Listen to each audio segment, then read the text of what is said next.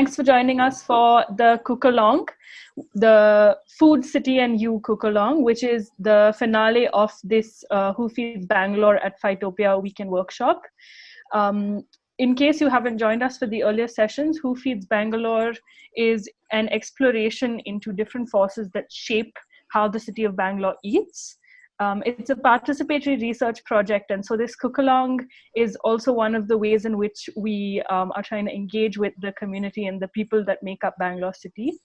At Phytopia, we have been diving into exploring the relationships we have with the city through plants and food. So thanks for joining us over this weekend workshop. So now a little bit about this cook-along that we are getting into. The cook-along is an idea for us to talk about the relationships we have with the city through a plate of food. So we believe that the food that makes up the city of Bangalore is more than just recipes and ingredients, right? It's also about people who grow the food, people who sell it, shop for the food, cook it, and also people who share stories about food. So through this virtual cook-along, we would love to bring everyone together and invoke the spirit of cooking and eating together and commensality, something that I think we can all use a lot more of during these times.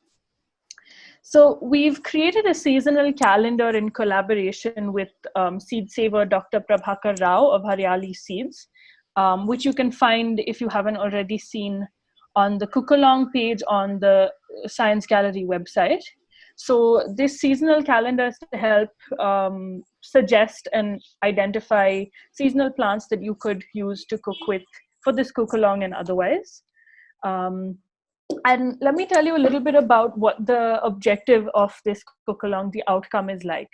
So at the Who Feeds Bangalore project, we had the idea to get a glimpse of what food stories would look like around the city of Bangalore.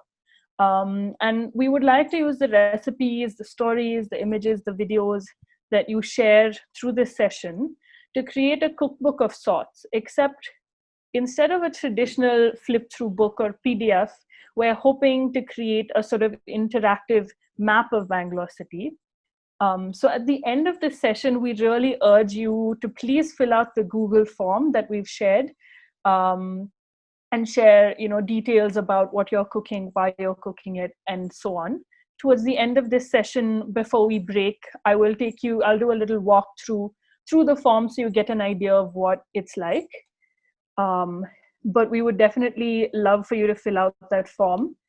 And over the next 2 hours, we'll be doing a couple of different things through this cook-along. So the first half, till about 1 p.m., we'll be meeting Chefs Johnson, Mythrayie, and Avinash of Lore. Lore is a collaborative of chefs who celebrate folklore and storytelling through food.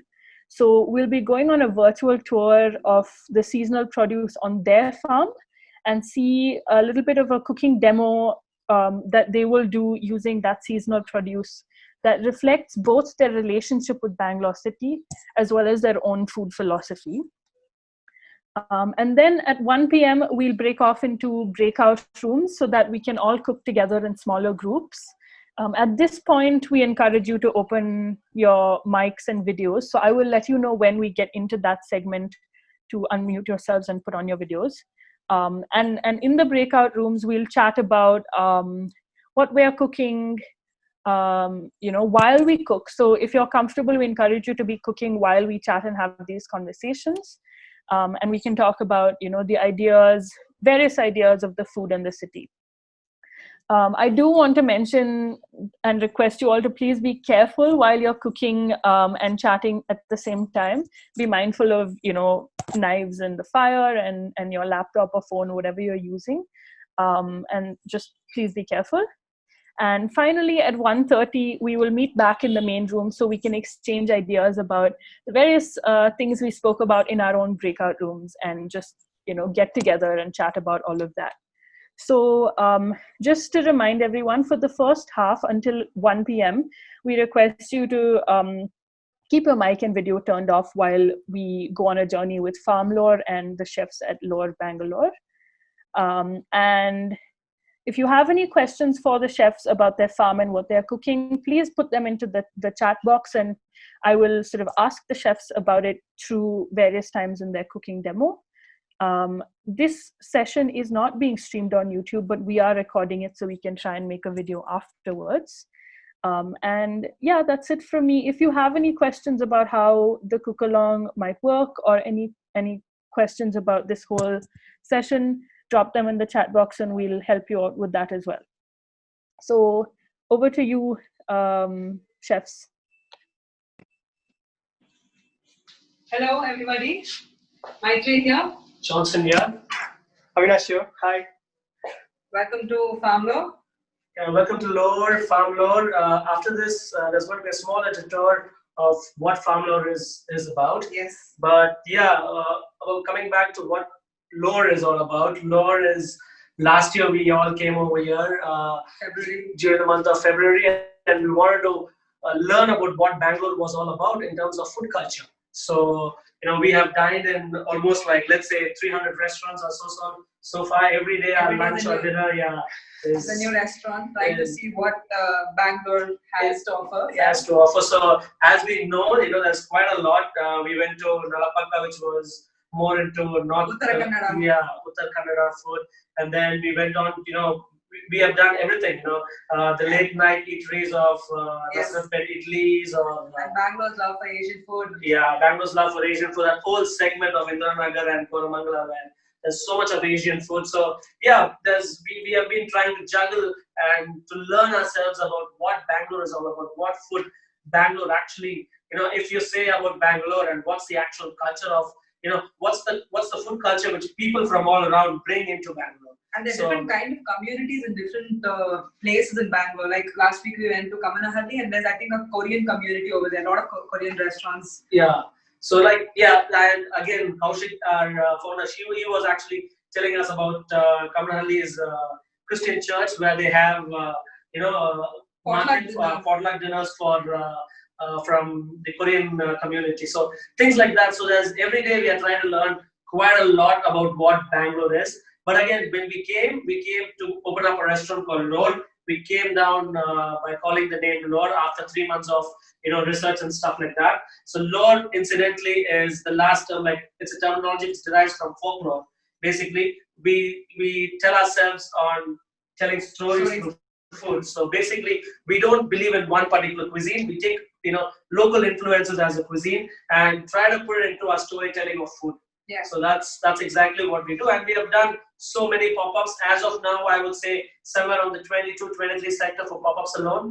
Pop-ups, again, we make we do a fine dining setup, a luxury fine dining sit-down dinner tasting menus for 25 at the most for a dinner, 25 people at the most. So we have been doing that all this while in Bangalore. But then on the other hand, when this pandemic hit, so we had to change our game, and that's when we started doing takeaways for weekends. But as we went on, we know opening up Lore is going to be a little bit of a challenge.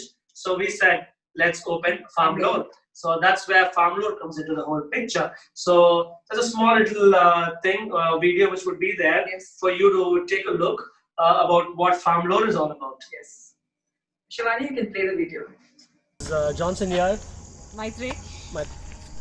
Avinash. So we are here at Farmlore. We are the team of Lore, actually. We came in here last year hoping to open a restaurant called Lore, but due to some reasons it's been delayed, and COVID has taken it even more backwards for us. But again, because of that, we have not stopped. We have a really good farm at Bangalore, so we have come there, and what we have normally done with the pop-ups is we got quite a lot of produce from this farm, so we came up with an idea of opening up a restaurant here.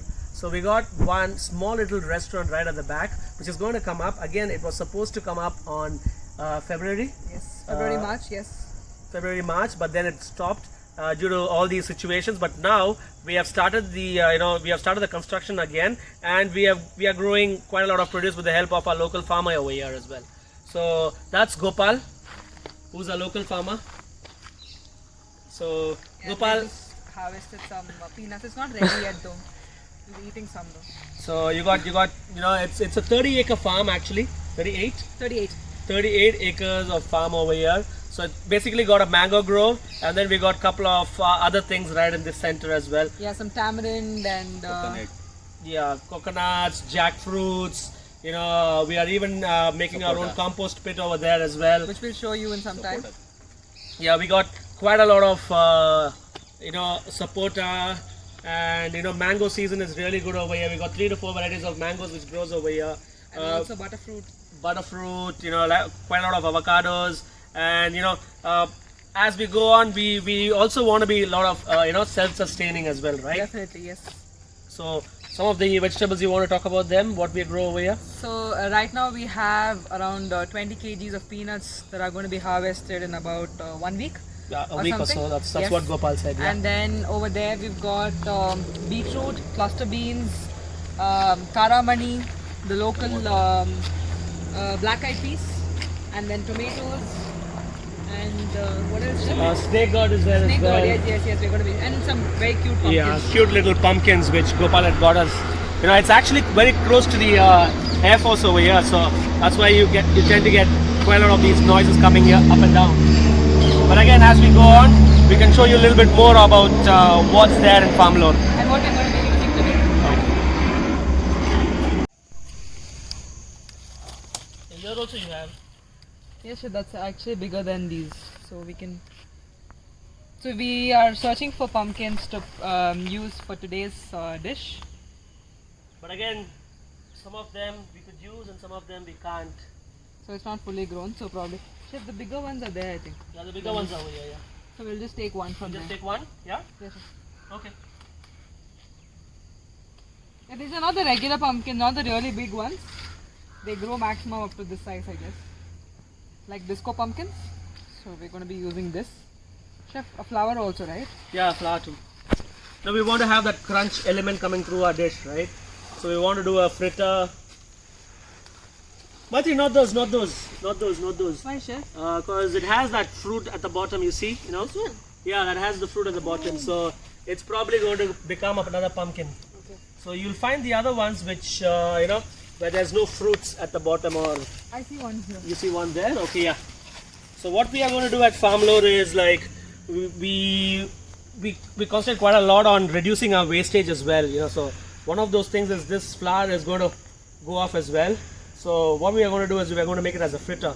So when we are going to leave the ones which has those small little fruit at the bottom, that's going to come much more bigger. So this one, yeah, we can do as a fritter. Learning tip. So this is Gopal, who actually handles the whole farming for us over here at Farmlore. So what Gopal is making here is, I'll let him to explain it to you. Right? After that I can translate it. Okay. ఇది పేరు வந்து జీవామృతం இதுக்கு 20 kilo மாடு urine Okay. Urine 20 litre 20 liters. அப்புறம் அது இது இல்லையா Okay. அந்த கொப்ரம் அது 20 kg Okay. அப்புறமா இதுக்கு 2 kg ಬೆಲ್ಲ Okay. அப்புறமா ಈ ಕಡಲೆ ಹಿಟ್ಟು Okay. அது 2 kg Okay. அப்புறமா இது மண்ணு Okay. ஒரு half kilo போட்டு Okay. நல்ல காலையில சாயந்தரம் நல்லா இது Okay. You want to stir it. இது Okay. மிக்ஸ் பண்ணினே இருக்கணும். Okay. இப்படிதான் பண்ணணும். உல்டா பண்ணா அது இதாகிறது இல்லை. Okay. இப்படிதான் பண்ணணும்.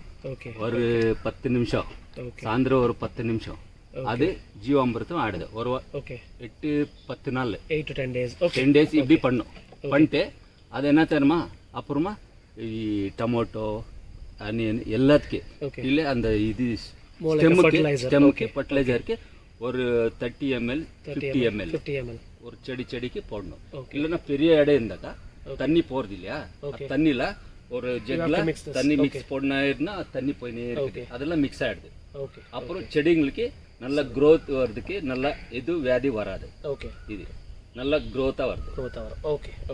Thanks, Gopal. Thank you. So what Gopal is actually saying is, I hope most of you all would have understood by the whole thing. So he basically takes 20 liters of urine, which is the cow's urine. We got these Halika cows over here. He uses that. Then he uses 20 kilos of the dung as well. And after that he uses jaggery into it. And then he leaves it, he stirs it around. He also uses a little bit of mud from the soil. So he uses all that and leaves it to ferment for over 8 to 10 days. And then he uses that as a fertilizer. So this is one of the fertilizers which has been used in a very organic way. So Jivamritam. it's called Jivamritam, as he says. Right? Thank you, Gopal. Thank you. So the other thing over here is, as we said in the introduction of this farm, we grow quite a lot of our own produce. You know, we want to reduce the carbon footprint, and that's what we have been doing. And also we follow quite a lot of crop rotation, if you actually see. So here there's what you see there is nothing but carrot sprouts over there. It has to grow, and then you got some beetroot, and then you got some, what's the other one right at the end, which Cluster beans.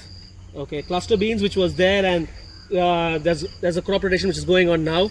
And then over here we got some radish which is going to come up as well, and then some green chilies right at the back. So that's what we have done as of now. As you see, it's a 38-acre farm, but again, the place where we grow our vegetables are very minimal, right opposite to our restaurant, the place where the restaurant is going to come up. So we want to get some snake gourd, right? Yeah. Got some sitafal here.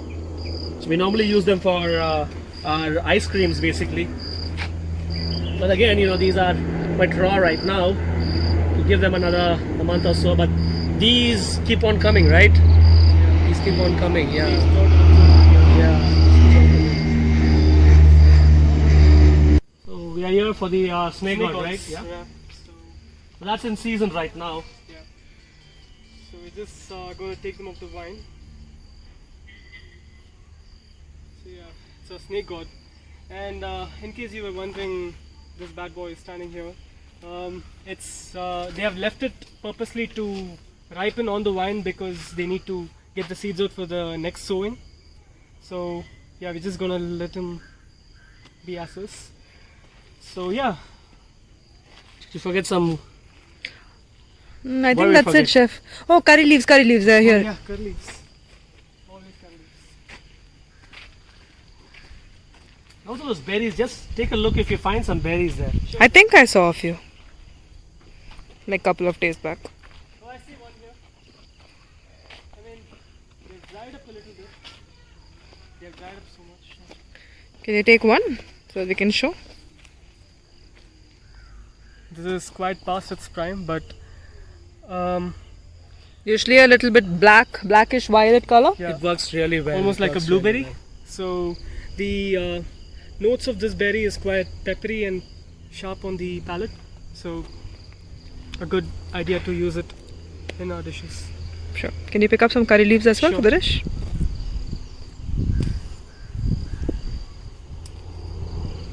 Right. Okay. Let's So go. as you see, the crop rotation is on over here. So we just harvested almost like 80 kilos of carrots and 40 kilos of beetroot from here. We send them to the farmers market, and that's where we sell them. But again, you know, we have to get those minerals back into the soils, and you know, we want the soil to breathe. And so we have two spaces. One is over here, and the other is right opposite on the other side, where there's quite a lot of the other gourd family, which is the okra and what's the other one which we grow over there? Brinjal? The brinjals, yeah, the okra and the brinjals which grows over there on the other side. But that's part of this small little farm where, again, a little bit about farm lore restaurant which is going to come over here. As you see, we want to be self-sufficient, you know, with whatever we do. You know, reduce on quite a lot of carbon footprint in the way. And then the restaurant over there, we are going to cook more on the terms of wood fire, basically. So there's not going to be any gas. But again, it's about coming back to our roots, cooking with you know, open fire, and that's what we are going to do. So that's a little bit about what farm lore is going to be all about. If you want to go the other side, do we have to pick up anything else? So anything else to pick up? Did you forget anything? No. You just have to run down there and pick up some eggs. Yeah, some the nati eggs which we rave about. So just go ask Gopal. He must have stored some eggs for us. Yes. So it's for the dish which we are going to prepare later today. Yeah. Right? Yeah. Are there any avocados, Avinash? Or has the squirrel eaten all of them like these? I think I see one over there. Here, chef, Yeah. but I think it's not going to be right. We have one in the fridge. Maybe we can use that. No, one outside. I just wrapped it and kept 2 days back. If that's right, we can use it. Okay. But again, I don't know. Are we going to use it today for the dishes? We'll see. If it's not right, then we'll not use Okay. it. If it's required, we'll use it. Okay. So we need to pick up marigold also, no? Oh yeah, you're planning to do the kombucha with the marigold, right? Yeah, chef, today.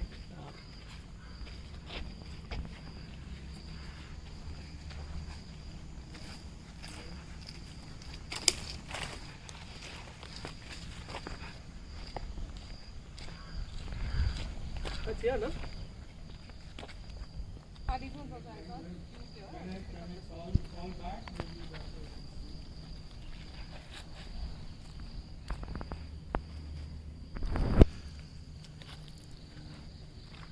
These ones we usually get in 2 colors, the yellow ones and the red ones. And the rest of the edible flowers that we use for garnish are from here, but we haven't sown a lot of it right now because we're not using them.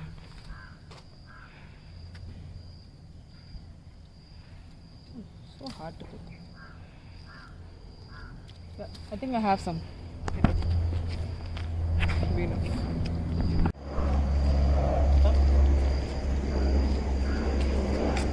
So that's where our restaurant is going to come up. As I said, it's just a 20-seater basically, but the COVID has put a little bit of a halt for us. But we still got the test kitchen up and running. That's where we are going to cook today's meal. The cook along is going to be cooked from there. So yeah, so that's a little bit about what Farm Lore is. And after a few seconds, we'll be cooking what we are going to cook over there. Right? Thank you. That was super cool. Thanks for taking us around the farm. And back to you guys for the cooking now. Yes, Shivani. Like the small little cooking which we're going to do today is like we're going to cook 4 particular things on the first thing. The first thing is going to be a custard where we're going to incorporate quite a lot of local produce which we have got. You know, when we went around the garden, when we went around the farm, we plucked them, right? So we have cut few snake gourd, and then we are going to use. There was this thing which came in between as well. Yeah, I think you were asking. You know, are we going to use this? Yes, we are going to use this. You know, this particular ripened snake gourd is actually used in Africa as a substitute for tomatoes, actually. So there's quite a lot of umami which is there in this. So we are going to use that in this cooking. So there's a small little mixture which we are going to do using snake gourd and this particular ripened snake gourd as well. So for that, I'm going to use some mustard seeds with a little bit of curry leaves and some garlic, some chopped onions, some cumin seeds in there as well. I'm going to use some groundnut oil. So basically, I'm going to do a small little mixture where that's going to sit at the bottom, and then there's a custard which is going to be put on the top, right? Yeah. So that's again why we want to do this particular thing is like as we said before,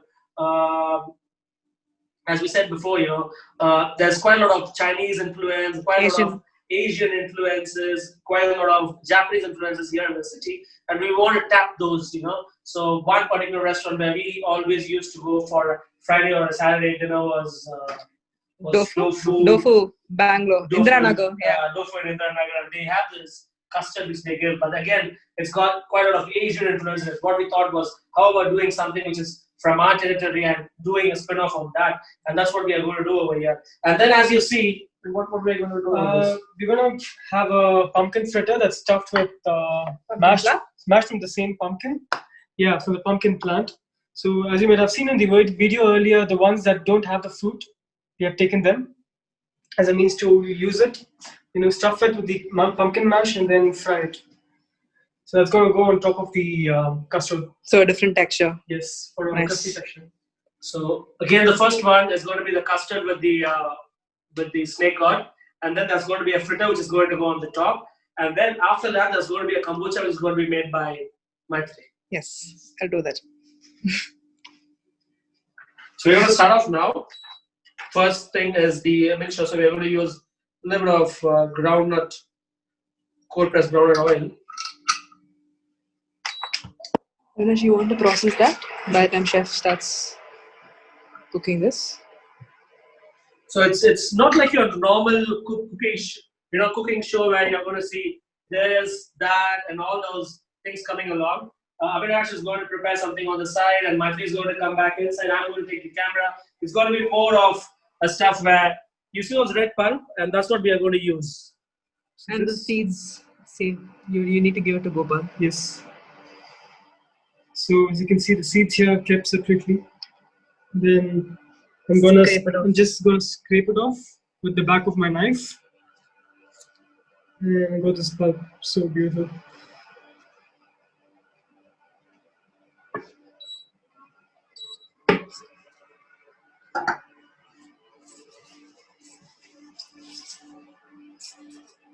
So the oil is hot, I guess. Mustard and curry leaf. Yep, some mustard and curry leaf. There's some urad dal also, a little bit. Yep, a little bit of urad dal in there as well. Some cumin seeds. Let's pass this spatula.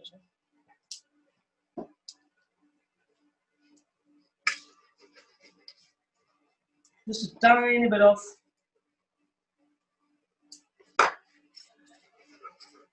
turmeric powder.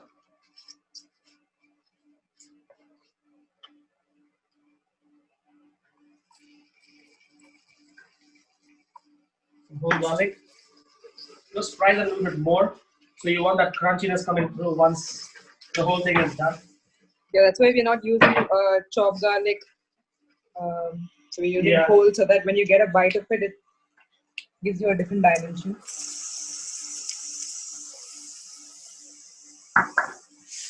Some onion. Some onion. Yeah. And that's how we're going to be using them. And these are the seeds.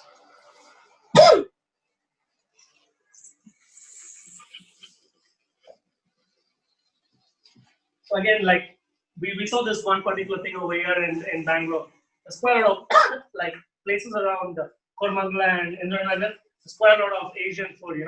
Every week there is some new restaurant which is coming up, and even after coming down here, even we like the food over here in terms of apparently we are all from Chennai and we moved here like 1.5 years ago. But I think all three of us love Asian food. So we never have to disagree on which restaurant to go probably. Yeah. When you feel like eating something comforting, I think we pick Asian sometimes. Most of the time. So we're adding the pulp. Why do?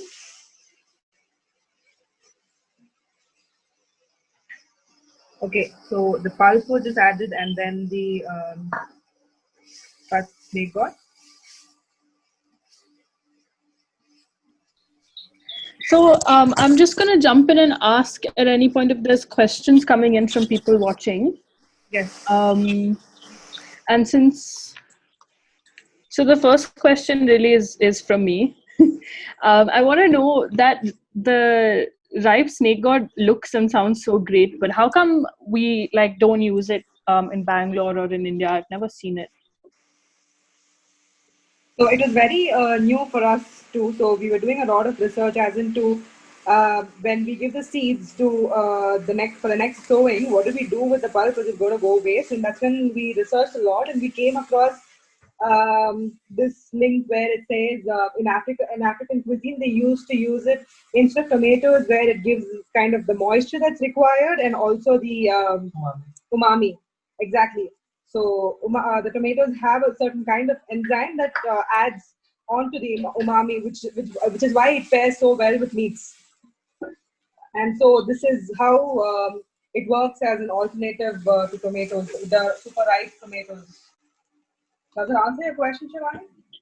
Yeah, I mean that sounds great. I mean, it makes sense, like what you're saying. If people, if the farmers are saving the ripe ones for seed and not sending them to the market, I really want to try this. Do you think? I don't know how probably it will travel in the market. That's something that since we have a farm, we didn't get a chance to see that. But okay, since we are available to local produce, and I think in farm we'll be using quite a lot of it whenever it's available. One other thing which we found over here, there's quite a lot of which are considered to be exotic in the other market. Like let's say for example dill. When we came down here, we saw dill everywhere. We were talking about this particular restaurant called Nalapaka when we went. There was one beautiful thing where they used green tomatoes and with some dill and some lentils. That's something which we don't come across, but then it's always been there right under the nose of every Bangalorean. But again, it's so exotic on the outside. If you look at dill, for example, dill. Everywhere you go, we have all worked abroad. Mythrayie here has worked in Noma, and Avinash here has worked in France, and it's a 3 Michelin star. And I've worked myself around a little bit. So wherever we grow, wherever we do all these stuffs, dill has always been used with seafood. Yeah. Right. So when we came here, we saw people using it with quite a lot of local. But then there are still a lot more things which are not used. One other thing is this particular. The red, the overripe red, people actually harvest them much before, and it's off to the market. It's off to the market. Bangalore being a garden city, as they call them, you find every single producer over here. That's one of the best places actually to work when you have so much of diversity in fruits and vegetables alone. Yeah, and also this puli sopu that we came across, it's very similar to what a Utsara sorrel will look like. So when I came back, I told Chef, we need to grow Utsarel, and then we came across this, which is like exactly similar, but the local version. Yeah, it's the local version, and when we saw these beautiful flowers, we go around, getting flowers to decorate our plate, to make our plate look nice, which is edible. People always, chefs who are working in Michelin stars or other restaurants, they always go to Coppercrest, which is one big brand, and you spend quite a lot of money importing all these, flowers and the microgreens all the way from Belgium and Netherlands. But we have something really beautiful right under our noses, and this is going to be one of our garnishing ingredients as well as we go forward. But again, there's so much more what Bangalore can offer. Bangalore is offering. Yeah. That's so cool. I mean, I've seen some of those little plants somewhere as well. And I mean, I never realized that you could cook with it. So that's really interesting. It's super acidic, actually. So if you actually go to the opposite of Vidam Soda, there you have it's like whole acres and acres, whole garden of this particular, Utsara as well, which we call, Western restaurants are basically, they put so much of money to get these Utsara. But here in Bangalore is everywhere in the wild. Yeah. That's really cool. Madhumita has a question. Yes. Since we're a small group, actually, I'm going to ask anyone who has a question if they could one by one maybe unmute themselves and, we can ask all of our own questions. Just request you to sort of do it one at a time. So Madhu, you can go with your question. So this one that apparel is right now ready. The mixture of the snake god is ready, and so we put it in the base of the bowl that we're going to use for chawanshi. So yeah, Madhumita, go ahead. Hi, so this is crazy. I'm super thrilled to be a part of this session, and I wanted to understand, how do you normalize this culture of circularity in restaurants? So we generate a lot of waste, and especially, so I'm also from Chennai, so I was just writing a blog yesterday about the amount of waste that food waste is generated, and how do we kind of normalize this culture of what you talked about in terms of circularity, growing your own food, and also using it in your restaurant. So that part of it. And the second question is, you mentioned that you were, all three of you are for Chennai, if I'm not wrong. So what made you do this in Bangalore? Okay, that's one of the very good questions to ask. So let me answer the second question first. So the second question goes like this: we found an enticing investor, right? His name is Kaushik, who is ready to put money on our talents, basically. Who believes us.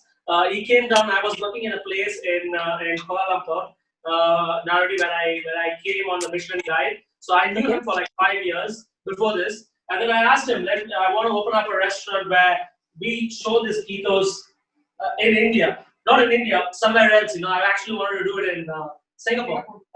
Then he said, no, let's do it first in Bangalore. So he said, come down here, I'll give you all a place, we'll work this out, and let's do it in Bangalore. Again, why all three of us are from Chennai is because I'm from Chennai, and Mythrayie is, born, raised in Chennai, and Avinash is Chennai. Avinash worked with me in Narodi. And me and Mythrayie, we know ourselves, each other, when this common cause came inside. Yes. Like we connected, and she actually, she wanted to do the same thing as what I wanted to do, and what Avinash wanted to do, and what our investor wanted to do, which is Kaushik. Kaushik is actually the main person of Atria Foundation, or the Atria groups. They have a college as well. They got a 5-star hotel as well, and then there's quite a lot of other ventures which they have.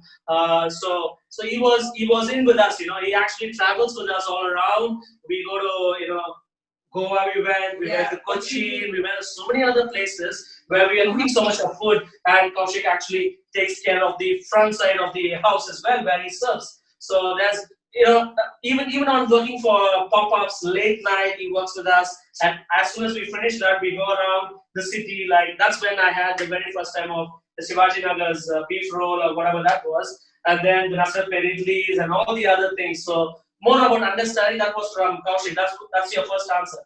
The second one, do you want to talk about? So you asked about how do we? Can you come back with the question again? Sorry. Yes.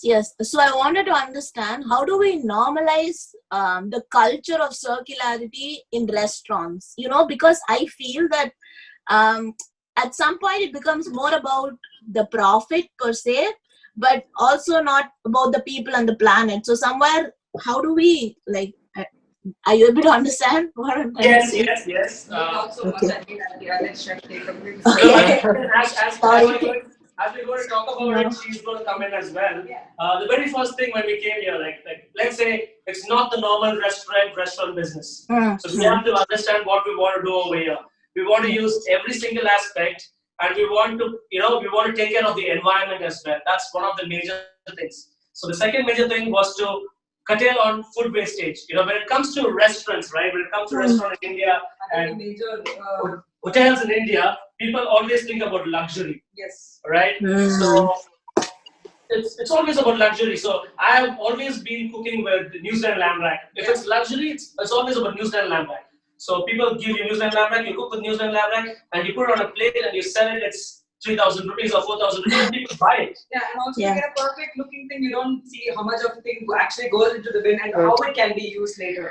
And just in general, the hospitality industry, and as we chefs, we kind of got numb to waste, like, over the years, and eventually we were like, why do we do so much to get the perfect product? And in the end, we probably realized that perfection is something that just exists in our minds, And we can do better with, say, all these fruits and vegetables have flown down from Japan. So much of wildlife which is coming down from Japan, and every single produce has to be perfect. yes. And if it doesn't make that, it's going off, to the bin. It's going to the bin.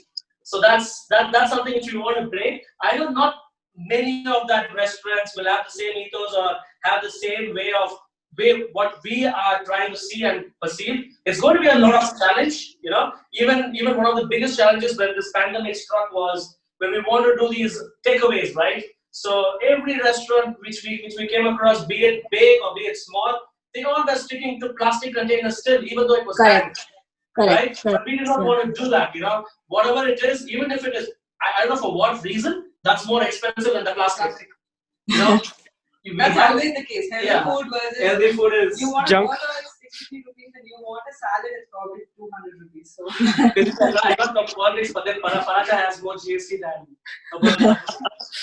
So that's different. Yeah. But again, about using the wastage. One of the things which we saw is, like, the very first time when we walked across, we saw quite a lot of, let's say, the curry leaves which we pulled off, thrown in the dustbin, and Avinash here bought the whole thing, tied it up, and put it on a little pot, and then said, "Chef, we can use it as a serveware. Why do we have to waste it?" So things like that, we think of whatever. There's nothing going in the bin, there's nothing going in the bin. That's something which we want to do. When we saw scallop shells, beautiful scallop shells as well, which initially we also wanted to try all this, import stuff from everywhere outside and be more, proactive and do stuff for the market. But then they said, no, that's not the way which we want to go. We want to go the other way. That's when we discovered Badood lamb, which was right under the noses over here, and which is a delicacy, right? So we said no more to New Zealand lamb, and we stuck on to Bangalore lamb. And in season fishing, that's another thing which we are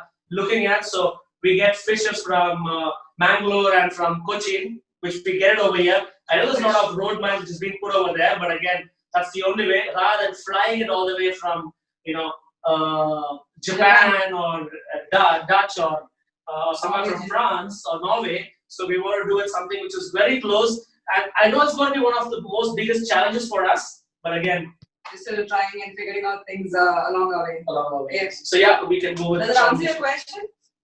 Yes, super. Thank you so much. Yeah, so next we'll start with the chawanmushi. So we have 2 eggs here, and we're going to be using some milk and some salt. So if some of you don't know what chawanmushi is basically a custard from Japanese. Yeah. Yeah, so but here the difference is that chawanmushi is usually with savory ingredients than like a steamed sweet custard that you probably come across in other countries.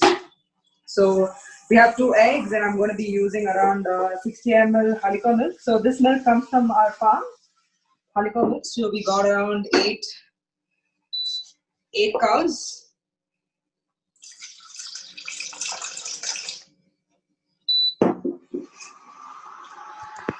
And the eggs too are from our farm. Yeah. We have some country chickens. 60 ml, some salt.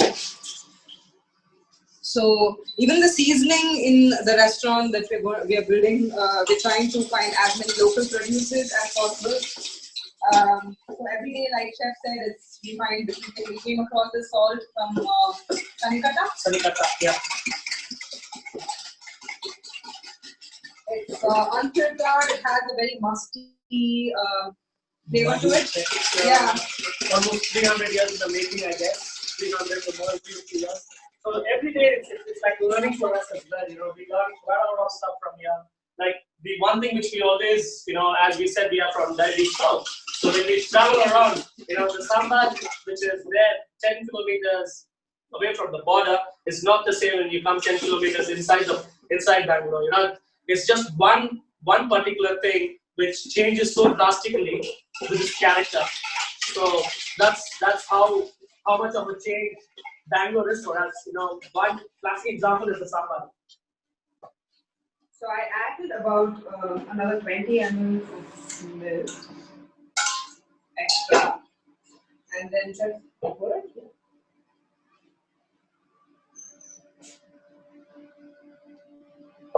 So yeah, so I'm just going to set up the steamer. It's behind. So we have a pan here with some water and a rinse basket. So once it comes to roll boiling and you see some steam, I'm going to put this inside and close it for the steam. So probably another 2 minutes. Unless you want to start with the fritters. Anybody, any more questions? Yes, sure. So you guys can keep on asking questions if you have one.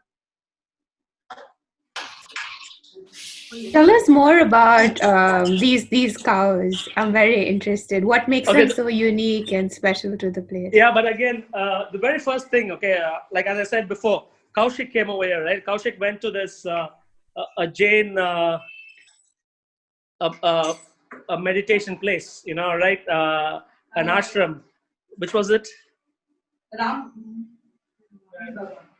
I don't know which particular one.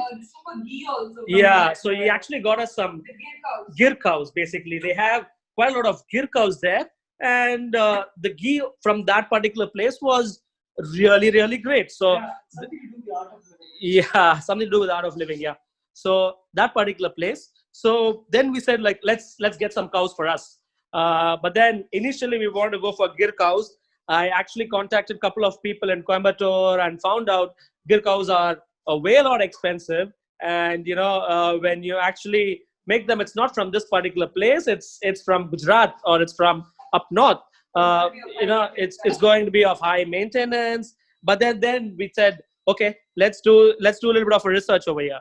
And then we met the people over here. We met some farmers over here, and then they said, why not use our own cows? The Halikar milk is really good. Just that the amount of milk which they give is pretty less. That's one of the things which they said. But then, for a Gir cow which gives you 4 to 5 liters, this one gives just like a liter and a half at the most. So we said, okay, why not? We are okay to take that bargain, and we said, let's do something which we got from this particular place. This climate and this environment, because they'll be more comfortable here than the Gir cows, who probably require a lot more things to make them A lot of maintenance. Yeah. And they graze this whole farm. They go out at 9 o'clock in the morning and they come back only at 6 o'clock in the evening. And I wish I was a cow. They're all playing, they know when to come back to drink water.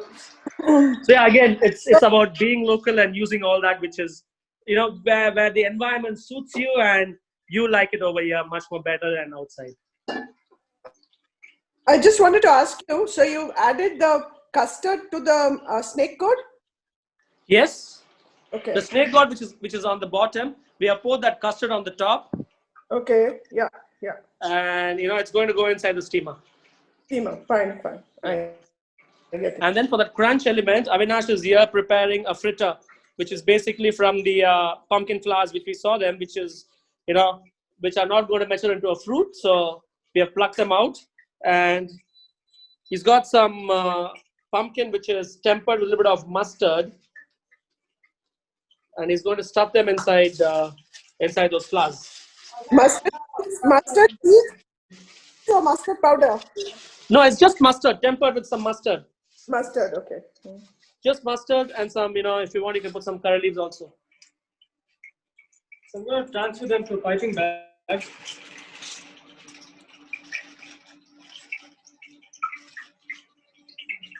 a big piping bag. You can use a spoon as well at home. It's easier. Yeah.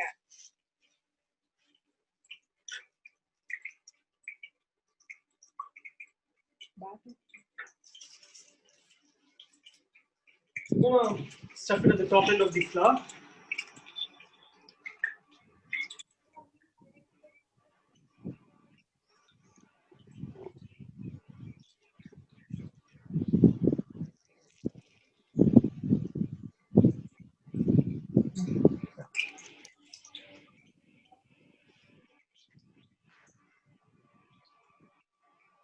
Try to close it down so that the batter doesn't, the mash doesn't come out when we fry it. So I have some gram flour with me. The ratio that we have, and some rice starch here. So the ratio that you're going to use here is 3 parts of gram flour and 1 part of rice flour. So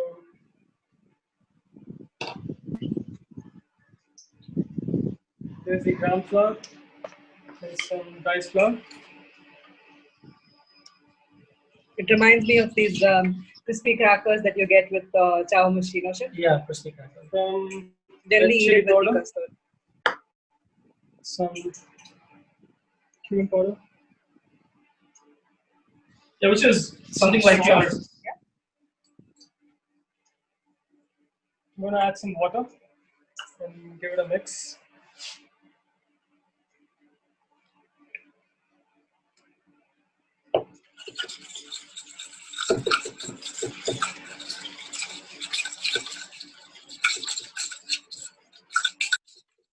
It's kind of exciting to work with stuff like pumpkin sauce because it's something we have just seen chefs in the West mostly use. So it's kind of been a very interesting experience to see them beforehand. We used to just... And we probably pay like a... Yeah, they pay like a bomb for these. For just like 10 flowers of these, we pay around some, 10 rupees per flower or some 20 rupees per flower. Yeah, but now it's like we see them, we pluck them, and we use them. Yeah, it's very... Chef gets excited. So you have the batter here. It's not too runny or nor is it too thick. Just about right to coat it. So I'm gonna check if the oil is hot enough so we can then...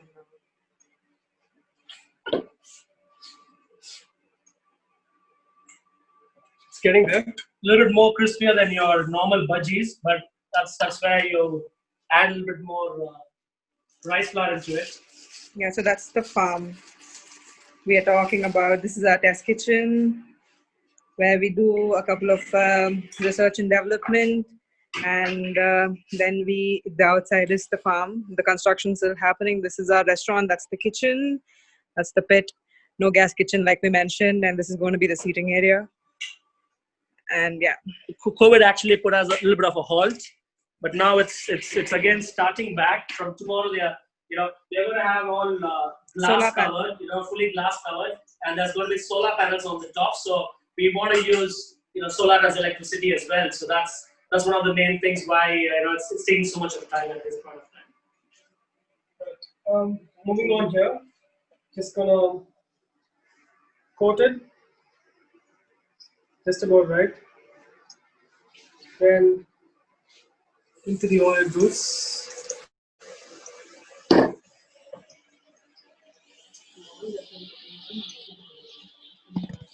So now moving on, the custard is getting there. The fritters are frying over here.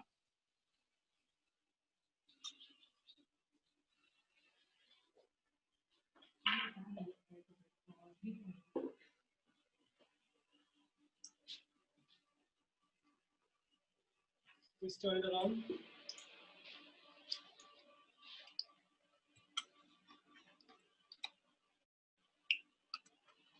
This is from our garden as well.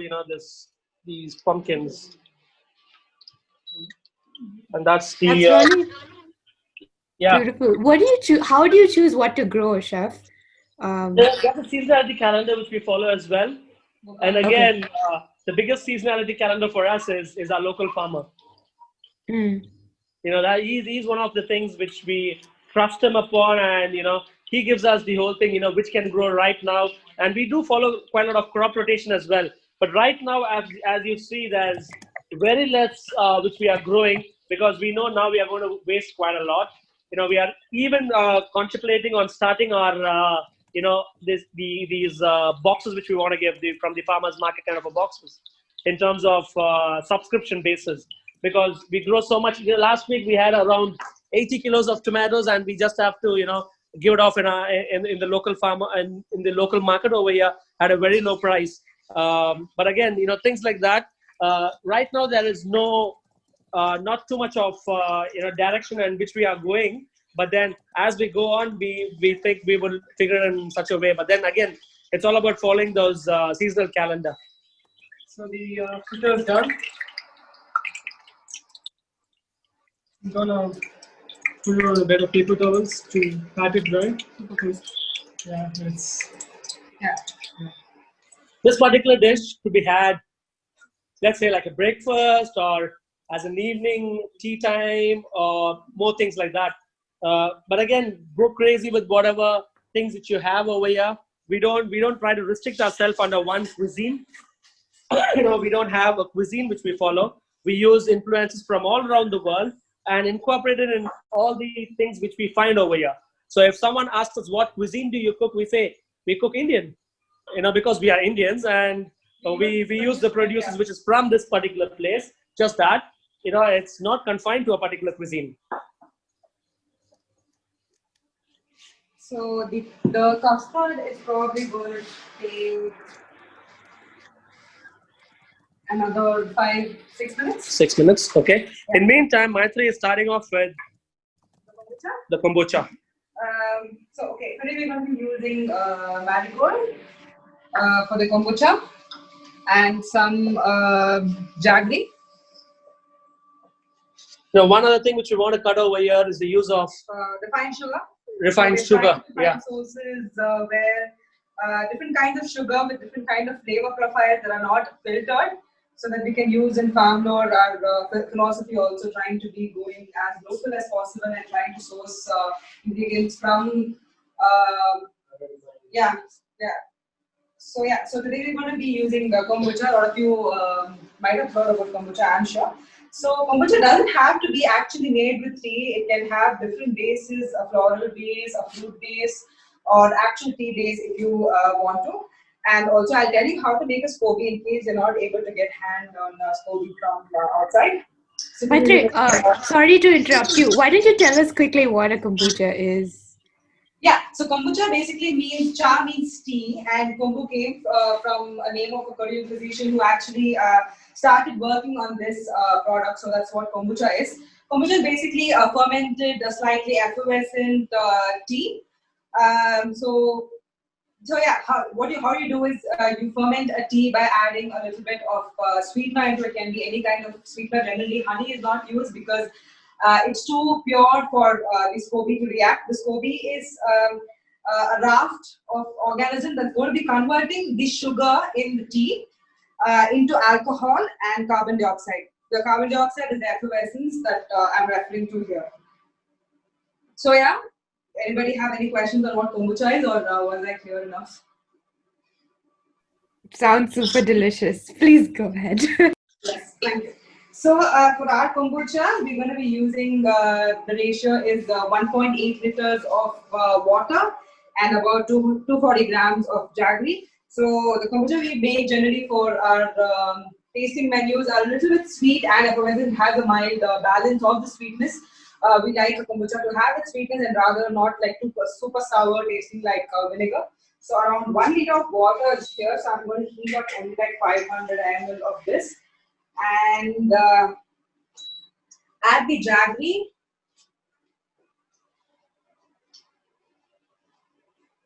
To dissolve. So the reason why I'm not adding the entire water is also because the kombucha has to cool down to room temperature, after which you can add in the SCOBY. So if you add the entire water, it's going to take a lot of time to cool down. So the point of heating here is to dissolve the sweetener and also to infuse what you want, any flavor. You can use. So there's jaggery and water in there. Yes. So the rest of the 1 liter, so I added about 600 ml in that, 600 to 700 ml, and the rest of the water I'm going to pour it directly into the fermentation vessel here. Please use tap water, otherwise you'll have to boil the entire water entire batch before you brew it. Here we get tap water in our that's drinking water in our tap, so it works fine. Otherwise, use tap water because after it ferments, you'll have to you can drink it directly. So preferably drinking water. So yeah, let me see first.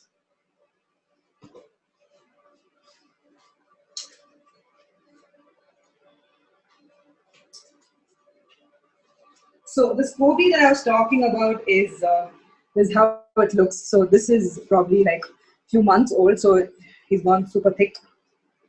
So you can grow your own SCOBY, and this is the kombucha base that we had before.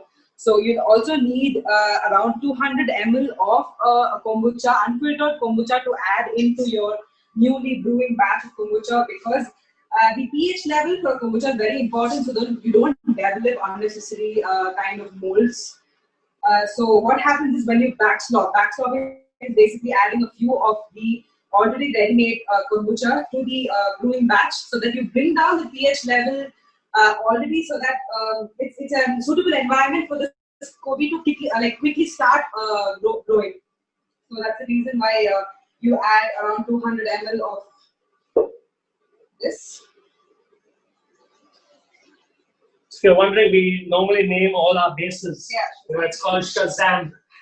So there's a superhero name for all our bases. Unfortunately, one of our sourdough base is not a superhero. It's called Tame. Yeah, it was started by Yeah, Avinash. it was started by Avinash. So every other base where we want to ferment stuff, it normally has a superhero name at the back of it. So we just want to keep our fun element going along. Yeah, like a seafood garam, like seafood. Rose garam. Yeah, rose garam is named Wonder Woman. So the sweetener, the jaggery is dissolved here in the water, if you can see. So I'm going to add in the marigold. Let it infuse for about 1 or 2 minutes. After which we can strain it and then add on to the rest of the water. I'll be adding this to the water. So apart from the beverage program kombucha, we also have other ferments that we work in farm mode. We have fermentation as one of the techniques that we're going to be using in farm mode. So we have a couple of misos and garams and shoyu. Shoyu basically is soy sauce, very similar to a soy sauce. But here the thing is that we've been using local produce ingredients or lentils that grow in Karnataka to make the miso. So we have a batch of horse gram, moth beans, the matki that they use in Uttar Kannada, and then we have one with mochai. Yeah, and then the shoyu is the soy sauce. We have one with lentil and borage, one with wheat, and we have one in the fermentation chamber that's going to be added with drumstick, and one with aubergine. So we know how it turns out after 2 to 3 months. I have a question as well. Yeah. A lot of your food is about storytelling, right? So how do you sort of choose the stories you want to tell about Bangalore or your own experiences, and then kind of pick the right ingredients and turn that into a dish? Okay, storytelling actually is for lore. This is farm lore. So we are coming up with two places basically. Farm lore is where the story is all about the produce. The story is about how we grow a seed into a plant and then it comes to your plate. It's basically the story of seed. So that's what farm lore is. Whereas lore is on the dynamics of, we take a theme, we break down that particular theme, and we put a story and we put dishes around that. So that's for lore. So there are two places. Lore is more futuristic, more wacky, more more in terms of technique driven. Where farm lore is more going back to roots. So we are apparently trying to juggle ourselves in doing two unique things. One is using wood as a plate, and the other one would be a completely wacky piece of glass or a ceramic. So that's how we are going to differentiate it, and it's completely different. But then we don't want to lose that name of lore. So here, lore is again the storytelling is around a particular produce. So we don't have a menu. The menu is the story of this particular farm. And what's available, what we pluck, what we grow, and every story is attached to that. That's for farm lore. But lore, as you said, is completely a different chapter. That's more of the storytelling and more going more deep into the stories rather than the food. Okay, thank you. Does that answer your question? Yeah. Yeah.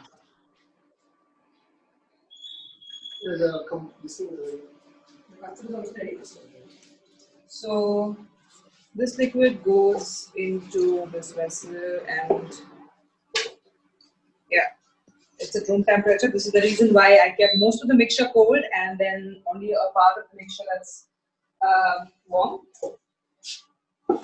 Also, the custard is ready here. Avinash, you want to zoom in a little bit so that they can see the texture of it. You can add a bit of broth if you want at home, or some flavored oil, chef. Yeah, flavored oil. This one has. You can go creative when you want to try this dish.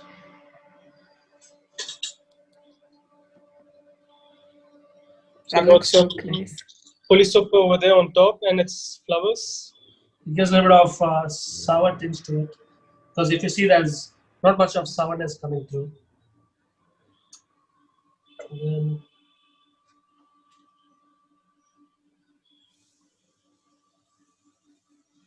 I'm adding the SCOBY here inside the liquid. The liquid is at room temperature, and then so once you add the SCOBY, it naturally goes down. That's very, very normal. So if it doesn't mean that your SCOBY is dead or something like that.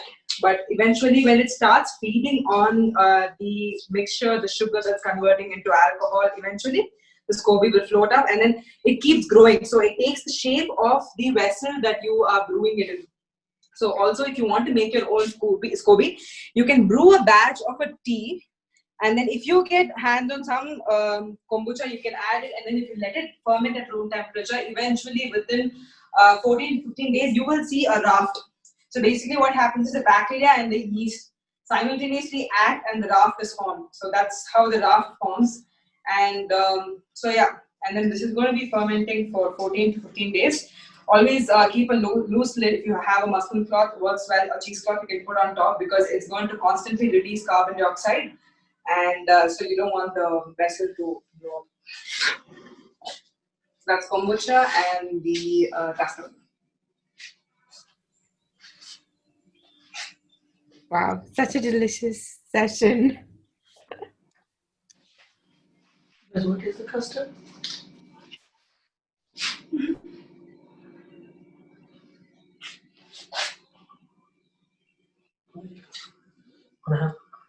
Yeah, take it. Unless you can have next. So I guess now, Shivani, it's time for like all of us to break out and start cooking ourselves as well, or show what we've been cooking. Yes. Thanks so much, chefs, and we will see you in one of the breakout rooms. So for everyone who's here, what we're going to do is we're going to split up into a few different rooms, and at this point I encourage everyone to put on their video and audio so we can all like meet face to face while we're cooking and, you know, chat about what we're making, how we're doing it, and so on. So Elizabeth is going to put us into the break rooms, and then in about 20 to 30 minutes we'll all regroup here, and then, you know, exchange thoughts about what interesting points and stuff came out of our break rooms. So see you soon.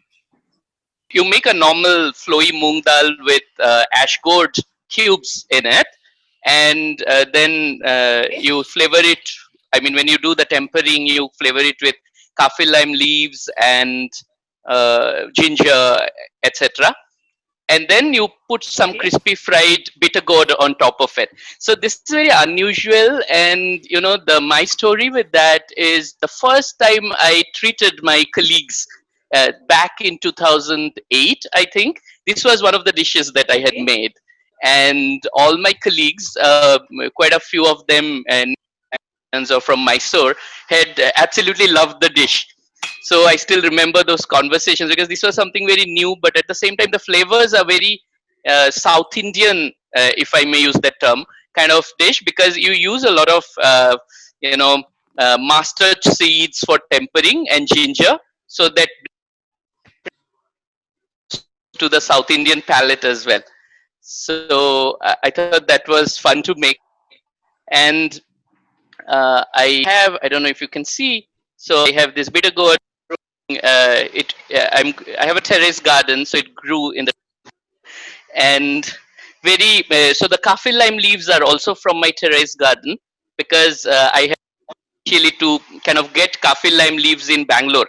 Now, of course, you get them in quite a few malls and all, but earlier it was very hard, so I used to grow them.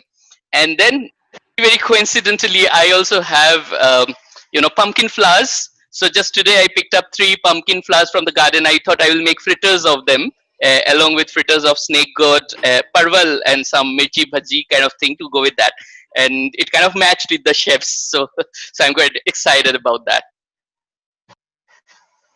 Actually, this dal is very soothing summer dal. In summertime, we eat it a lot. This bitter True. And lemon. This Yes, lemon yes. flavor gives lots of flavor. Actually, it's very nice. Exactly. So It gives a lot of freshness. Sorry, didn't mean to interrupt. Yeah. No, I was just curious about whether the kaffir lime was also traditional to the recipe. Does it grow locally? Yes. Where you're from? So you know, there is some confusion about it. So we in Bengal call it gondho lebu, so which is very fragrant. Now it might be a slight cultivar from kaffir lime. However, since I'm from, and it's kind of the same continuum, right? Thailand is not very far from, think of geographically. So in areas you do get kaffir lime. So the Gondoraj lebu that is very similar to that. Whereas the one that you find in West is different cultivar. So we would say yes, we did kaffir lime differently. Okay, nice. So is there also sorry in the room? I see someone called Varun. Varun, Yeah, are you here? Varun. Can you see us? Because we can't see or hear you. If you're here, you can jump into the conversation now. I also see Bengaluru Sustainability Forum. So I think that's Neha. If you want to jump in at any point, please go ahead. Ipshita, I can't see you anymore. You can keep your video on through this session if you like. Okay, I thought I will start cooking, so I can't hold the mobile and cook. So that's why. Okay. Is there somewhere that you can keep it? Okay, I will try. Yeah, sure. Cool. If you prop it against something, Yeah, a glass just as long maybe. as it doesn't fall into your horse gram candy. I'm going to be a mute observer. Okay.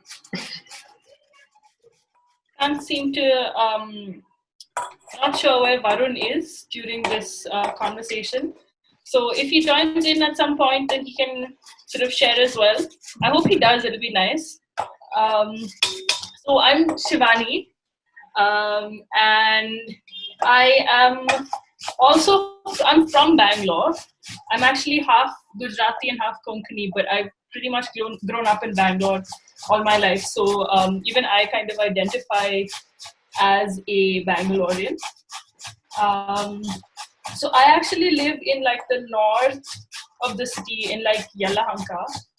And so in terms of like where I got my vegetables and stuff, I thought it was really cool, Ipsita, that you got your Malabar spinach right from your roof.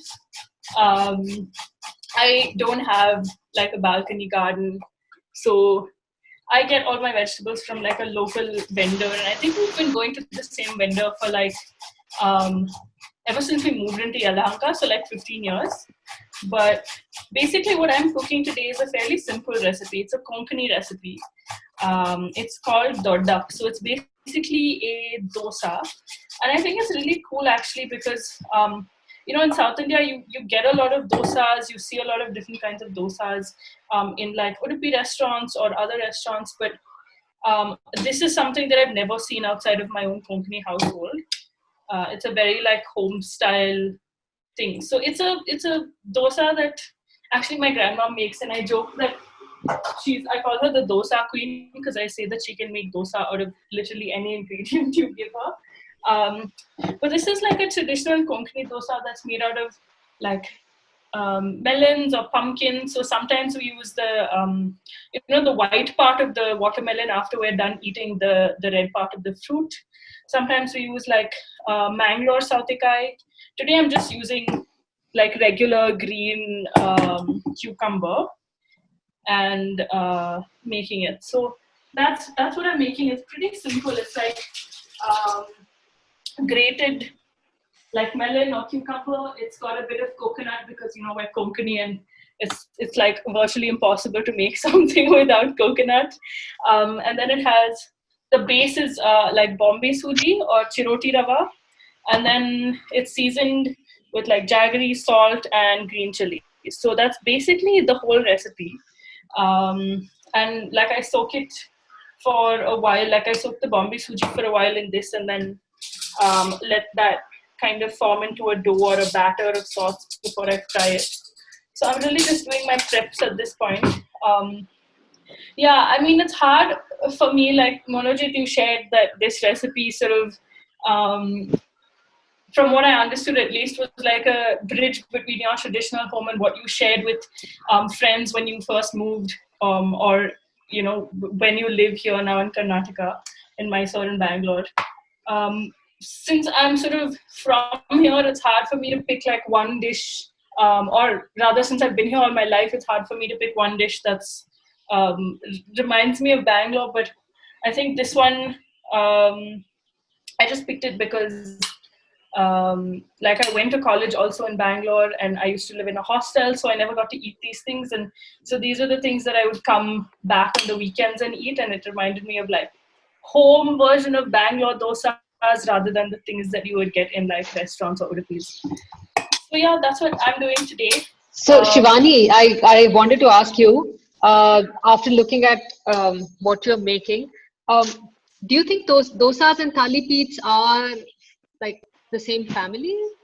I remember somebody served me some really nice thali peet in Pune, like a home cooked thali peet, which had pumpkin in it, and it seems like, because when you mentioned cucumber and dosa and cucumber, like are you going to like mix it in the rava and then is it going to be a topping? Oh yeah, exactly. No. So it's like the rava, and so the base of the dosa is the rava and the grated cucumber. So it could actually be the same family, Neha, because it's made also like a thali peet. It's not spread like a dosa batter. It's like patted onto the pan. More like the uttapam, is it? Sort of, I think you could say. Okay. It also reminds me of like, scallion pancakes and stuff from other like South Asian cuisines, except it's like far sweeter, I think, because melons and gourds tend to be sweet, and then we also add jaggery. Yeah. And since you said, but I don't think that's a okay, let me first tell you what I'm thinking, and then so I went to this Gujarati house once, and there they gave me this thing whose name I'm forgetting, but it is made of the bottle gourd. Okay. And it also is like broken. I believe it must be made like a thali peet, but it was pieces of something like and I'm imagining that it also is made like this. It's a was it like thing. a handwo? I don't remember the name. Okay. Yeah, could be khandvo. Yeah. Yeah, maybe. Yeah. So, where did you guys get all of your ingredients? Like, I know some of the stuff came either from home, or like you both had like leaves or sabjis or suppos that came from your balcony or terrace. Where do you typically go for like other vegetables and stuff? I believe you're asking Ipsita and Monojit, right? Yes, Okay. that's right. Yeah, I have a small terrace garden, so I get something from my terrace also, but not every day's vegetables, but some fresh greens and that like the gondharas lebu or kaffee lime, that things we don't get here. So I always make it sure that I have it in my terrace. So so that things also, the pumpkin flower, pumpkin leaves. Those things we don't get here in the market, so I always grow them in my terrace. And for our regular things, we are a CSA member of Novodarshanam, that's the organization near Tamil Nadu border. So they give our vegetable basket every Sunday. So it's a very good, reliable source, organic vegetables. So we get from there only. And sometimes if we need, we collect from local organic stores. So that's it. Yeah. I think Monojit is like super busy with cooking. If you feel comfortable, you can jump right in at any point, Monojit. Also, I'm reading, since you guys are cooking, I'm the only one sitting idle. Varun has not been able to connect. And he's from Kolkata. He's a class 10 student of Akshay's school. And he's making stuffed bitter gourd. And he's saying that we get most of our vegetables from the market, as growing is not favorable here in Kolkata. Okay. Thanks, Varun, for sharing that, and Neha for like reading it out to us. Sorry, I'm just taking pictures because I want to share, like, I forgot to take pictures in the middle when I put all the ingredients and I just mixed it all. But I want to put them in the form to show like process of how I'm, So I just wanted to tell, great, Varun. I mean, if you're able to show what you're making at any point, if it's possible, that'll be also lovely. You could even send a picture. Yes. If you can tune in now, or if you can share a picture, like either on the chat box or like on social media and tag us, or just put it into the form also, that would be like super cool. Yeah. So I'm also curious, like, how do you do you have thoughts about the cuisine of Bangalore and your own cuisine from the parts of the country where you're from, and how they interact? Like, do you go out for, when you go out to eat in Bangalore, do you go out to eat South Indian food, or food that you also get in your own from other parts of the country? Or I'm just like curious about all of these things. Is it a general question? I can tell you. To everyone who's here. See, I mean, I can't say much about Bangalore because I'm not very old in Bangalore. It's not been a year yet, and half of that was during lockdown. Okay. So I haven't. I hope I get a chance to try the local Bangalore cuisines. Definitely, when you move to a city, and I have lived in a few, you always want to sort of, and I've had the opportunity also to be in places where you get to eat home cooked. If not home cooked, at least we'll have somebody cooking. For example, last I lived in Kochi, and we used to have the office where we used to go to had someone cooking our meals, our lunches. And it's lovely because that's how you get to see the local ingredients, the local food, and things that you wouldn't almost miss all the time. For example, I can say Kerala, since when I've lived there, I've never found good appam and stew outside. But if you go to someone's house, and then, I mean, that's like the default thing. I identified appam and stew, I mean, Kerala home cooked food with. And surprisingly, it wasn't that common outside in restaurants and places like that. Okay. Except probably one place that I knew of in Kochi where you would get decent appam and stew, but it won't be anywhere close to the home, what you would get in someone's house. So that difference is always there. Like the kind of things that I probably eat. I come from Delhi, a Punjabi house. The kind of things that I eat, you'll never find it outside, right? In the although lately I've seen some of those things you get, but just like you're saying that how you would not find your this dosa outside. The same way I can count so many things that I'll never get outside, right? And they are like staple food at home. Yes. Yeah. So what kind of food do you cook at home here in Bangalore? So I grew up in a vegetarian Punjabi house. So those are the things that come naturally to me. I don't prefer, I haven't cooked a lot in life because I've always been in places where wherever I worked had a kitchen. So and it kind of went very well with me. So that's the kind of food I cook.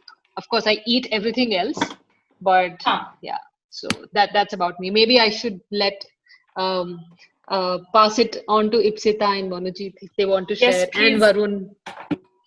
Please. Yeah, Varun, you can type it into the chat if you are more comfortable with that, and then if I can ask Neha to read it out for us, that would be great. Yeah, but I don't know how Varun will cook and type. But let's see. If Varun, you're taking a break while something's simmering. Yeah. Yes.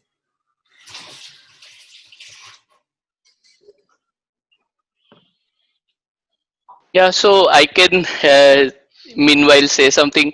I think I missed quite a bit of the conversation in between. Unfortunately, my net wasn't good. But I think what you asked was something around food that I usually eat and don't find outside. Was it the question? Yeah. What do you cook at home, and what do you go out to eat? Okay. So it's quite like you just said now. So mostly the staple for us is rice, and usually the day-to-day thing would be one veggie item and one non-veg, usually a fish. So a fish, veg, and some sabzi basically, and dal. So that's the most common, everyday meal we would have for lunch. Of course, breakfast would vary and dinner would vary. Now, what I go out for, Bengali food, I very rarely go out for. Only if there is a, some visitor, let's say in office, who really want to taste Bengali food, and I don't have time to invite them at home. So I might take them to some Bengali restaurants. There are quite a few very good Bengali restaurants in Bangalore that has come up. I mean, 14 years ago, there were probably two or three good ones, but now there are many, Do you have lots any of options. favorites that you would Uh, recommend to us? so since I stay on the northwestern side of the city, right? So I haven't explored much beyond central Bangalore. So south is the place where, like, Indiranagar and all has so vibrant restaurant culture. Unfortunately, because of distance, I usually don't go there. My office is also in Lavelle Road, so we usually Okay. stick to between Lavelle Road and our place. So in that region, O Calcutta is one of the restaurants which I go quite often. Okay.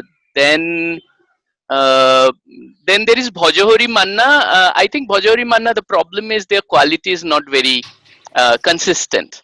So some of the items, some of the things you will find very good. Some are sometimes not that good. But I think that's for me, a Bengali. If you are not a Bengali, I think I would say most of the items would still be yummy. Yeah. And then I have a very strange problem, for eating out. My problem is I'm intolerant to onions, so I can't eat onions. It's not a religious restriction. I'm just Okay. intolerant. I will throw up and all. So Okay. therefore, a lot of Indian cuisine, other than Jain food, is almost out. Bengali cuisine is still okay because there are options, and I know which options won't have onion and all. But let's say North Yeah. Indian or even South Indian, most food will have onion.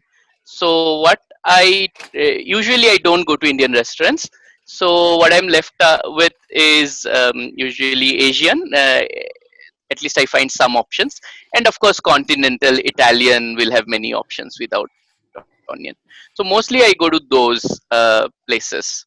And Okay. again, like you said, right, those are not, I mean, I do make a lot of Italian at home and Asian at home also, but Asian is still easy. Italian is a little hard because you don't find the right cheese, or even if you find, it's too expensive. So therefore I would love to eat Italian outside, or continental food outside. But unfortunately, because of the onion restriction, even though I would really love to explore a lot of food, it becomes quite restricted. Yeah. That's actually interesting. But I think it's similar for us as well. Like with our traditional food, we rarely sort of go out to eat it, and then if it's other cuisines that we want to explore, that we might go out. But I haven't been to O Calcutta yet, so I would definitely. I think I want to check that out whenever things do open up again. I have been to the O Calcutta in Bombay quite a lot. Okay. The Kosha Mong show and some of the, actually a few other things that we liked, Yeah. that our Bengali friends would say, oh no, that's not truly Bengali. Correct. So that's more Anglo. So Kolkata has a very strong Anglo-Indian culture. Yeah. I mean, like Mhm. most Indian cities, Mumbai also. Um, Yeah. so it kind of follows that cuisine. Mhm. It's more a continental twist on the Bengali cuisine, Mhm. and I quite love it because even though it's not the exactly, probably because it's not exact the day-to-day food that we eat at home. Because Mhm. bhajori manna is an everyday affair for me. Hmm. So Mhm. whereas O Calcutta serves dishes which I would not usually make at home. Mhm. Maybe that's the reason. Got it. Yeah. So Varun has written saying that we generally eat North Indian and Gujarati food, as we are Gujarati. So I think that's what he does at home. They eats at home. Okay. And then he's saying we go to restaurants, we eat continental, South Indian, Italian, and other kinds. Okay. Nice. Quick heads up. So it seems we've run out of time in the breakout room. So what we're going to do now is we're going to move back to the main room. I think Elizabeth is gonna put us back.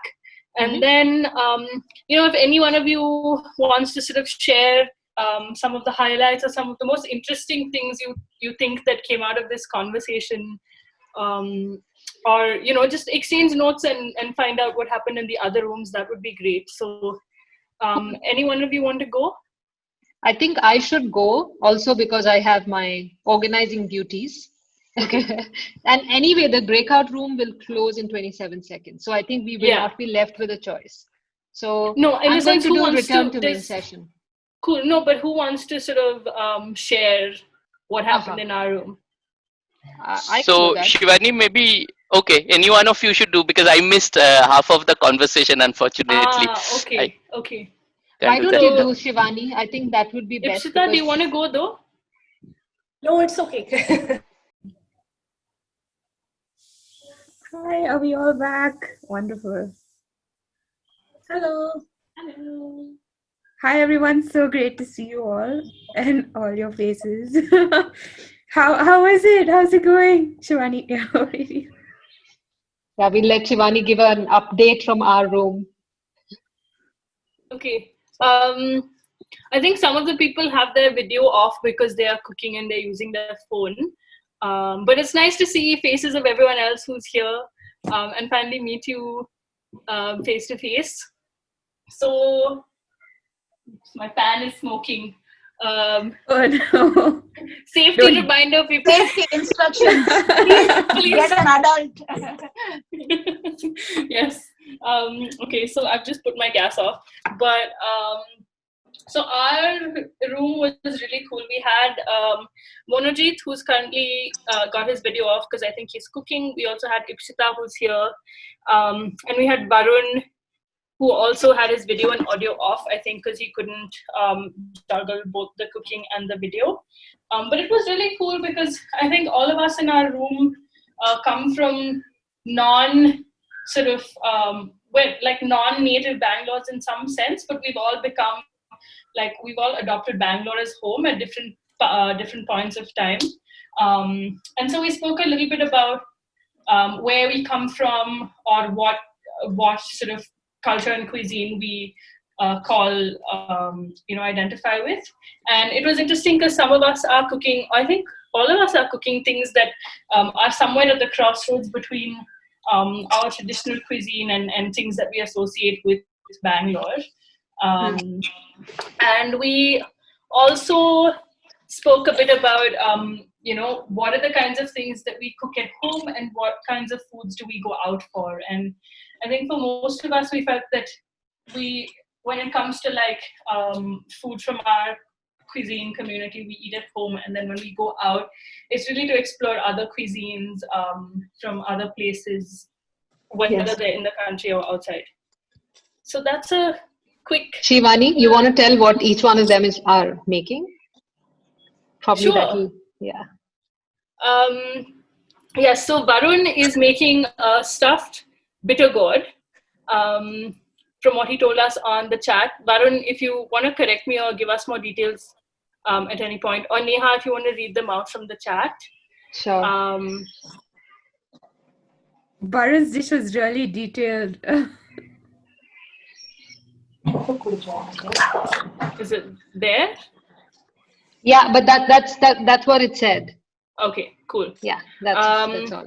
And then Ipshita is making ragi mudde with a horse gram curry, which is something she decided to explore as like an exploration of the produce and the food of Bangalore and Karnataka. And then Monojit is making a traditional curry from Tripura, from where he is, and it has a lot of different gourds. And he also is using kaffir lime, which is grown in his balcony. So each of us are also, not each of us, but the both of them are using ingredients that have come from their balconies or terraces. So Ipshita is using basile sappu or Malabar spinach, which is from her terrace, and Monojit is using kaffir lime leaves from his balcony. I have nothing that I have grown myself. I'm making, I forgot to see what I'm making. I'm making a Konkani cucumber dosa, because I feel like dosas are very South Indian, but this is a dosa you never see outside of I've never seen outside of my own home. So yes. Can we see some of it, Shivani? So I haven't actually made it yet. It's the batter. So it's like chiroti rava and grated cucumber and green chilies and some seasoning. Lovely. So while like the next one of you maybe shares what's happening in your room, I'll put it onto my pan because it's now gone cold. Okay. Madhu, do you want to go? I don't know. Anusha, Madhu, whoever's from your group, you can go next. I think Madhu will go. Yes. So we had Divya and Anusha actually cooking and me talking with them because here I also wanted to understand and get some inspiration to cook. So I didn't really cook, but I actually spoke to them about their dishes. So Divya is making.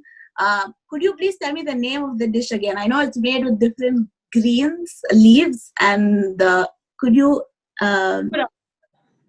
Sorry. Yeah. Pura. Pugura. Pugura. Pullugura. Pullugura, okay. And Anusha is making a stuffed brinjal with the peanut and sesame gravy. It's much cooler when you say it in Telugu, but not when I'm saying it in English right now. Yes.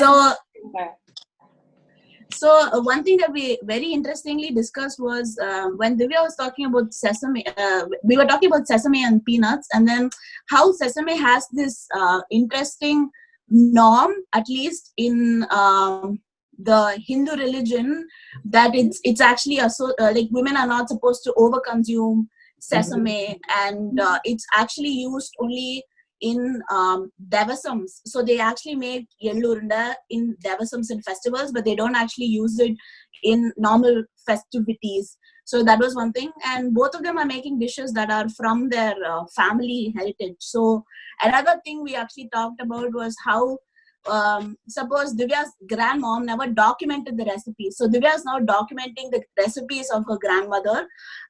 But we also talked about the gap between how there is not a perfect documentation that exists, but they still cook from intuition and it still is like awesome, right? So that was very interesting.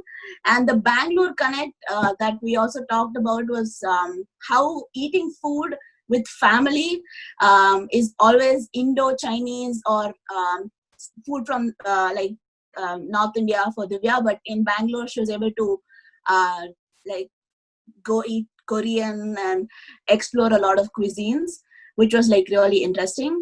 And I think both the dishes that they're cooking are the ingredients are local to the places that they are from. So that was very interesting, and I hope I didn't miss out on any other details. That was so lovely. That was really lovely.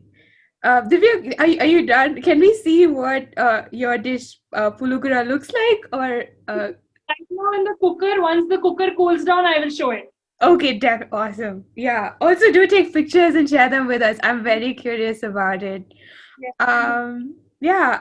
So our team, we had Nina, we had Anay, and we had the chef said Lore, and we spoke about none of us, the chefs at Lore, were cooking. Anay was cooking rajma because he said that that's something that he really, really misses.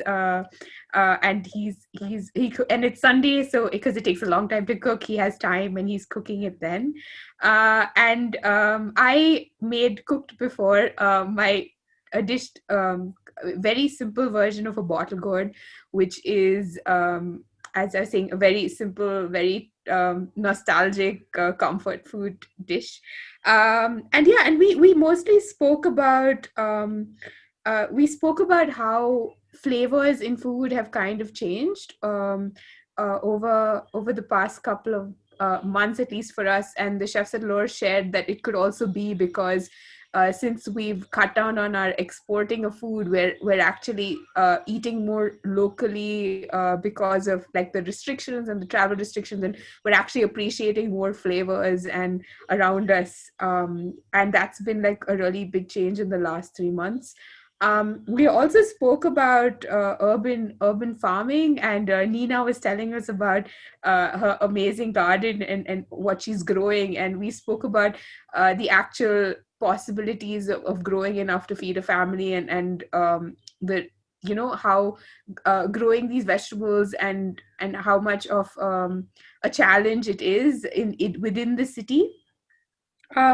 We also spoke about the need to have more access to fresh vegetables locally that kind of define our food and our cuisines and what we cook, because we're obviously from very different places around India and all living in the city now. And when we spoke about, what could be like our utopian food future in Bangalore, or what we hope Bangalore could be.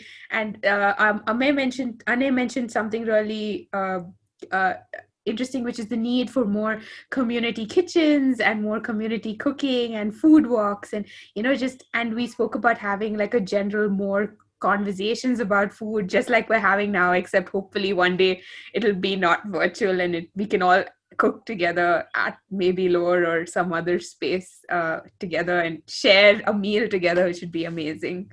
So yeah. Just one point to add to that was we were talking about like how Corona actually made a lot of us explore cooking right now. And Divya said something very interesting. She said, I had to go back to my house and there was no way to go to a restaurant. So we started doing all our family recipes and try to understand some things that we've never done before. And that was also really interesting how the community, and she said she shares it with some of her friends and they share recipes back.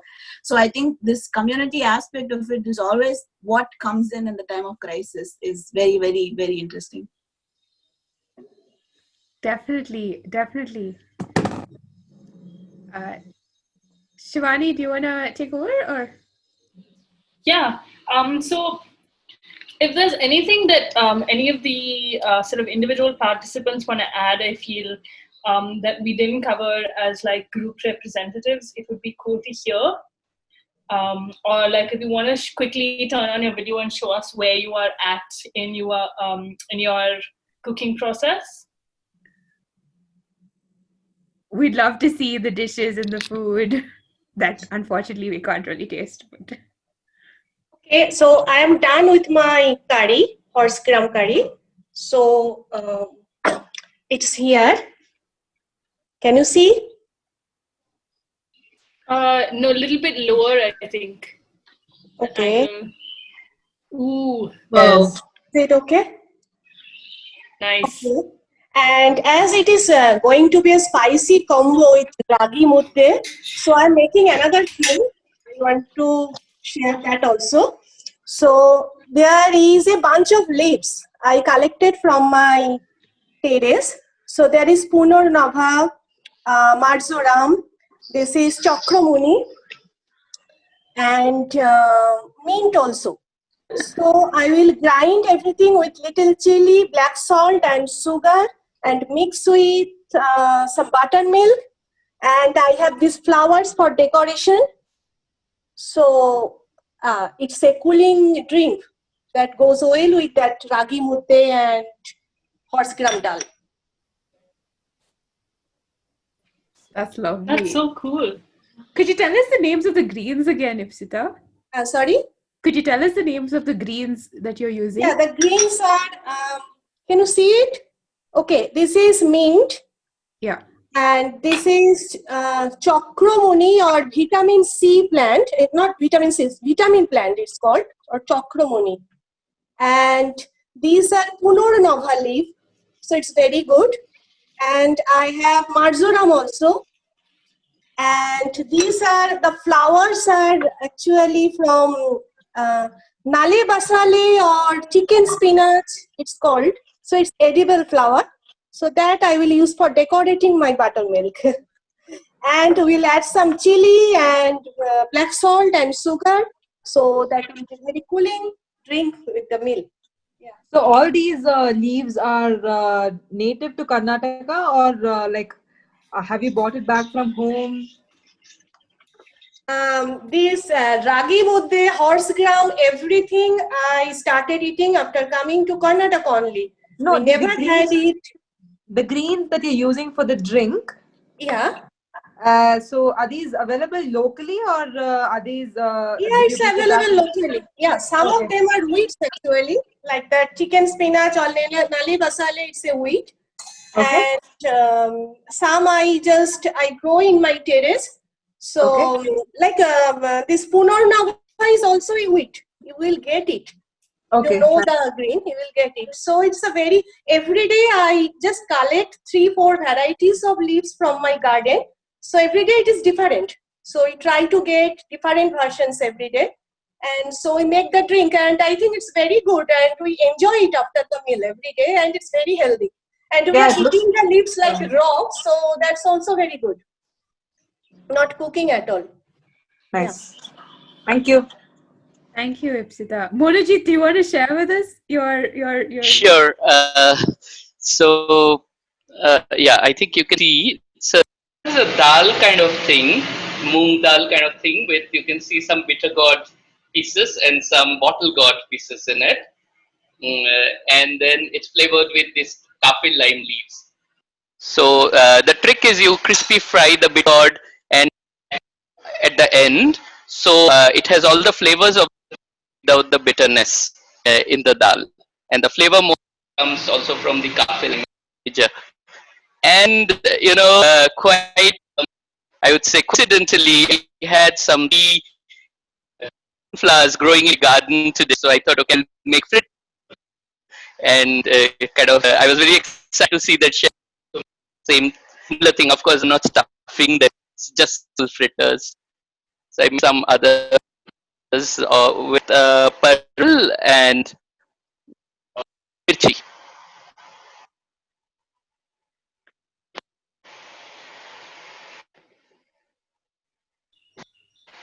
That looks really delicious. What flowers were those again that you fried?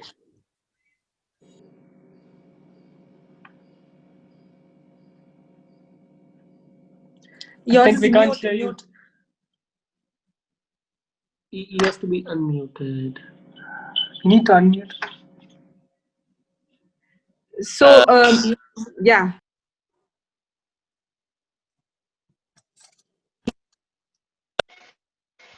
Can you hear me now? Sorry. Yes. What flowers are those? I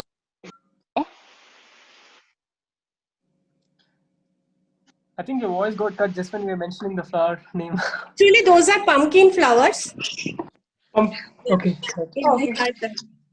And we actually make fritter quite often in Bengal with pumpkin flowers and bokful or agastha, you call it here, I think. So that's very common. We make fritters, but we never tried the stuffing things. So that's quite new. I will try it again next time.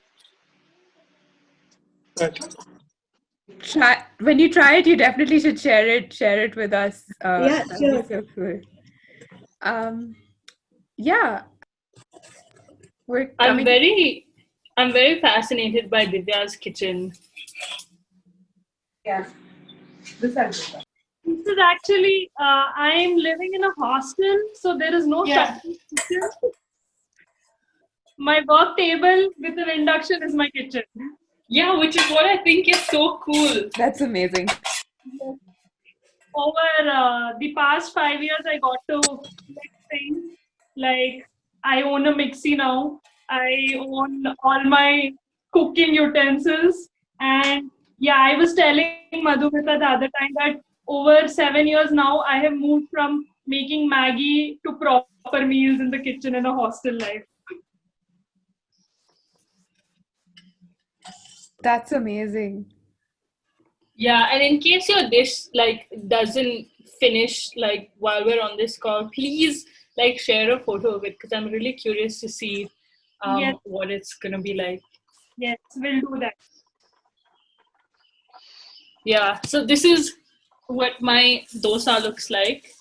I don't know if you can see it. So it's like kind of, I always think that it kind of reminds me like of a scallion pancake or something from like other South Asian cuisines. Because of the like cucumber or melon or whatever that you use and the jaggery, it tends to caramelize, so it's like crispy at the bottom and soft in the middle. And this is completely non-traditional, but I like to eat it with salty butter. Shivani, there is a cucumber dosa that they do prepare in Karnataka.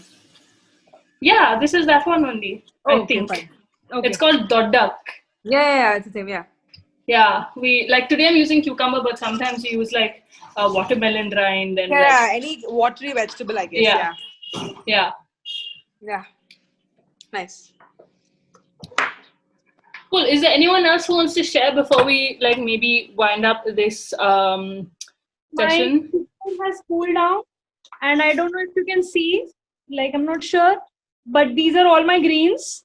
Wait, I will just change my stick here.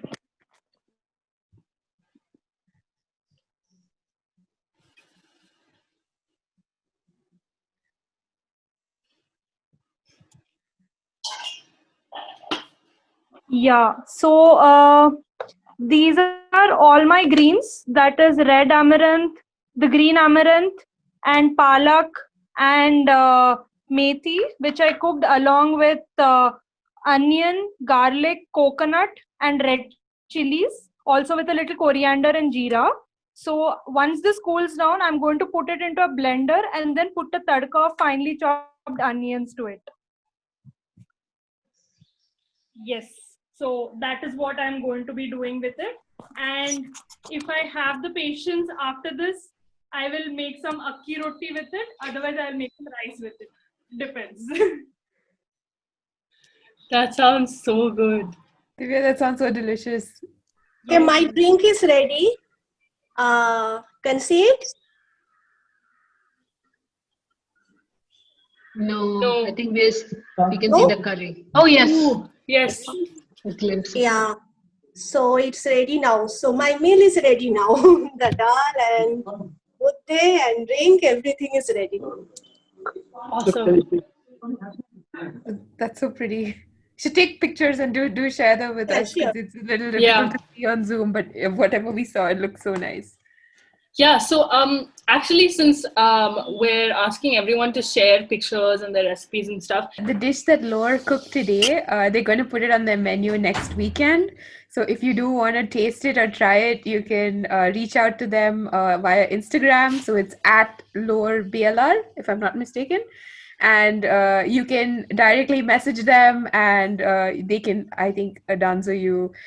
You can danzo the dish and you can try it out and see what it did taste like because we saw it being made. Yes.